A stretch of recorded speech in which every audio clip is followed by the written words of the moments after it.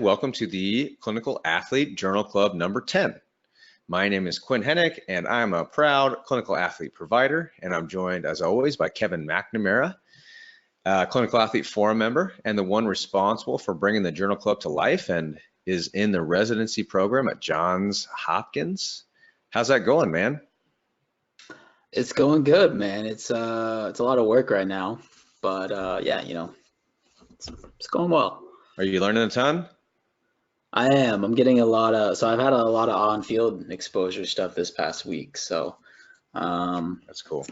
everything's kind of kicking up on that side of stuff. So Good. something different, so little weakness and area to improve in. So do you always feel slightly uncomfortable in regards to like there's somebody like acute management, like acute injury management type stuff? It's definitely different, but it's been good. Good. I'm glad to hear that. Tonight's Journal Club is titled The Long and the Short on Eccentrics, and that was Kevin's idea. I love that. We're looking at a couple recent review papers on the role of eccentric training. But before we do that, I've launched a couple poll questions. So I'm going to pull these up just to get a feel for the room. We do this every meeting. The first question is, who are you? So that should pop up right in front of you. I just want to know if you're a clinician, coach trainer, student clinician, or a student coach trainer. So we've got clinician quarter, coach trainer quarter, and student clinician. So nice little mix here. And second question is, do you implement eccentric loading into your own or your athletes' training? And that can be performance or rehab, because these review articles didn't actually discuss rehab all that much. It was more like performance. So 100% says yes. You're just saying that because we're going to talk about it. What if we say that eccentric sucks? No, I'm just kidding.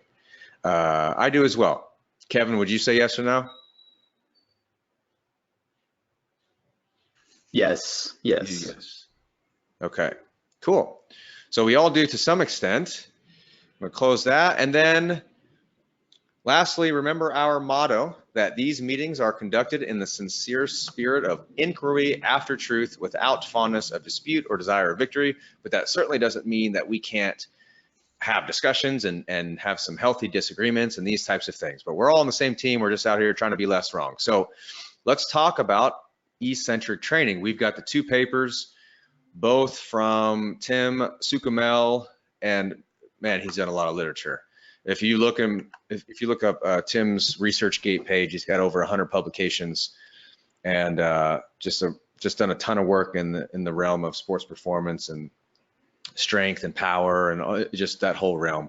So he and his team recently published two different reviews. It's kind of a two-part series. Part one was titled Implementing Eccentric Resistance Training, a brief review of existing methods. And it was just more of a synopsis of 4 common ways of implementing eccentric loading, just describing them and the literature behind them or the evidence on them currently. And then part 2 was practical recommendations on those 4 types of eccentric loading. Now they can see that there are more than 4 types out there, but these were the 4 that they felt had the most evidence behind them in order to even have a discussion. So those were tempo eccentric training, flywheel inertial training, accentuated eccentric loading, and plyometric training. And they ran through all 4 of those. And in the part 2 kind of gave some recommendations on how to implement and different progressions and these types of things. So in general, Kevin, I'll throw it to you first. As just kind of a broad overview, what did you think about these reviews? I really enjoyed these ones. Definitely a lot of material here, but I felt like it was a pretty good mix of, we got some literature kind of thrown in there, a lot of references, but I think one of the more valuable things was kind of a little bit more on the practicality and the implementation side of stuff, which sometimes I think when we get in these discussions, they get sort of nebulous, and it becomes kind of hard to walk away with much to sink your teeth into and actually applying it. But I thought they did a good job of giving kind of a broad overview of current state of the literature, but even more so, here's some things you can kind of take away and actually implement. Yeah, I thought that was the case as well. I always like review articles that give kind of a historical background on a lot of this stuff, because it gives you different avenues to dive into. I thought a couple things were interesting, several things, but one of which was, it seemed to me that the tempo eccentric training, which basically they defined as sub-maximal eccentric loading. It's almost a pseudo eccentric load, because you are controlling the tempo. So if I prescribe 3 seconds on the way down or 5 seconds on the way down and set you on a metronome, the fact that you can control that means that it's sub-maximal. Yep. And what was interesting to me was that it seemed to be that the evidence spoke to, and the way that they charted that, was that variation of eccentrics provided the least amount of adaptation from a strength perspective, all of it seemed like. But that is probably the most common way, eccentric land, that's the thing that they do. That's the type of eccentric loading that they use. It's called heavy slow resistance, but these authors would argue that it's actually the lightest of all variations. Again, I think that one, so it kind of comes to like, what's the frame of reference, right? So for me in like rehab, I actually really like to use a lot of tempo-based stuff, just because we're kind of dealing with somebody that, maybe doesn't have the most tolerance. Their sort of initial tissue capacity could be somewhat depressed. And especially like post-op or something like that, I think a lot of the tempo-based stuff is really excellent at building some tolerance. Let's drive some load into the system that's maybe a little bit more tolerable than something that's more high loading, high velocity, but also working on that motor control too, right? So trying to kind of utilize that time when we don't need to necessarily bring out all the bells and whistles, but we can still get some good adaptation while developing motor control. So I actually think it's really appropriate for the rehab setting, even though comparatively we may not be getting as much out of it as some of the other things that are mentioned. I agree with you, and I had those notes too.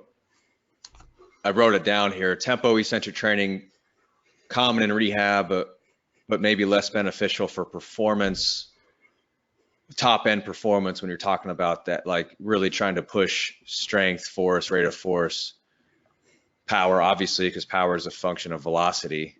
So by definition, you're kind of slowing it down. But like you said, when tissues are sensitive, or in tendinopathy, a pissed off tendon tends to get a little bit more pissed off with rate of strain, but can still tolerate pretty high absolute loads. But just when you're limited on equipment and you're just trying to make things as simple as possible, tempo eccentrics is just an easy way to still get some load. Reduces the strain rate. If they have an intensity trigger, let's say it's not even tendinopathy, let's just say it's anything that has to do with an intensity trigger, meaning you have the issue when things get heavy. Well, a tempo eccentric is a self-limiter from an external intensity standpoint. Just think about your 5 rep max back squat versus a 3 up, 3 down max 5 rep back squat. You're just not going to be able to use as much load, but you're still going to get a high training effect. You'll still be working hard, I guess is the point here. So I agree with you. In a pinch, it's simple and it's still relatively effective, especially when we're talking somebody who's got reduced capacity anyway in a rehab scenario. So I think somebody reading that, might just say, oh, well, I'm not going to ever do tempo work now because it doesn't give me all that stuff. But if you don't have weight releasers, like with the accentuated loading, and plus that's high rate.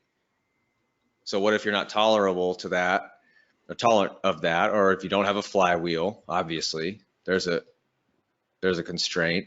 And then with plyos, you know, a lot of times that's not tolerated in a rehab setting, or at least you progress to that. So yeah, context dependent.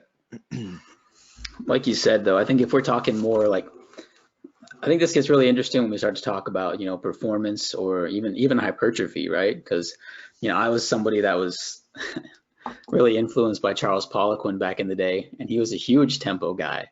But we're kind of seeing now that we're really not getting great returns from a hypertrophy standpoint with, you know, time under tension based training. It's really more just mechanical tension in general, recruiting maximum motor units and taking it, you know, damn near to fatigue.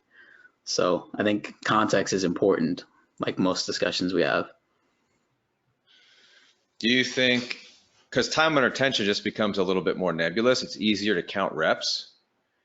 Because they made the distinction between eccentric training could reduce the volume if you're measuring volume with number of reps.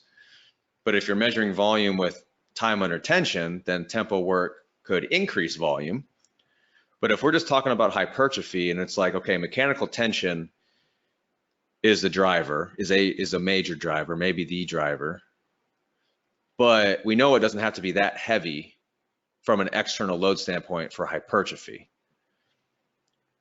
And we also want to take it somewhat close to failure. Now, if you just read Greg Knuckles' blog on effective reps, you know, how close to failure do you need to be? Yeah. But it has to be somewhat hard, and you have to be mechanically tensioning the muscle. But I think the eccentric tempos give you all of that, because it's still like somewhat heavy, and you have tension through the entire movement. I guess, you know, when in terms of like absolute loading, I think it becomes more of a logistical issue, right? Because if we're strictly going after hypertrophy, are we going to, you know, 30 rep max sets, or are we taking it to, you know, 4 to 6, right? If we're still getting to the same place, then it just becomes a matter of, well, psychologically 30 rep sets are much worse than 4 and 6 in my opinion, and then, you know, training time and things of that nature. So if both roads kind of lead us to the same place, I think it really gets into more logistics. I think tempo eccentrics give you the benefit of, like you said, 4 to 6. We could get a lot of volume with 4 sets, 4s and 6s, but tempo keeps the load moderate, so it kind of keeps you under a threshold. And if your goal is hypertrophy at the time, then maybe your goal is not elasticity or stretch shortening cycle. So I think it reduces risk. It reduces unnecessary risk, but gives you all of the benefit. It gives you the mechanical tension, and it gives you the effective reps as a concept. It's hard enough and it's heavy enough to drive hypertrophy. It's almost like similar to like BFR, right? If you think about it from that standpoint, we're just utilizing a lower intensity load to still drive the same stimulus. I think it's even, but it's still way heavier than BFR. You can still go heavy. Sure. Yeah. And then flywheel stuff, which may not be, it perked my ears because I have a K-box, because I have a flywheel. There's a lot of evidence on it, but as they mentioned in the paper, there's not a whole lot of evidence showing that flywheel compared to a heavy traditional program is more effective than that. And then they mention a couple systematic reviews that do say that, but their argument was when you really dig into the papers, the populations are untrained. They're using single joint exercises, which it sounded like it was kind of like, well, who cares about that stuff? Because our goal is sports performance anyway. We care about a lateral raise or a bicep curl or something like that.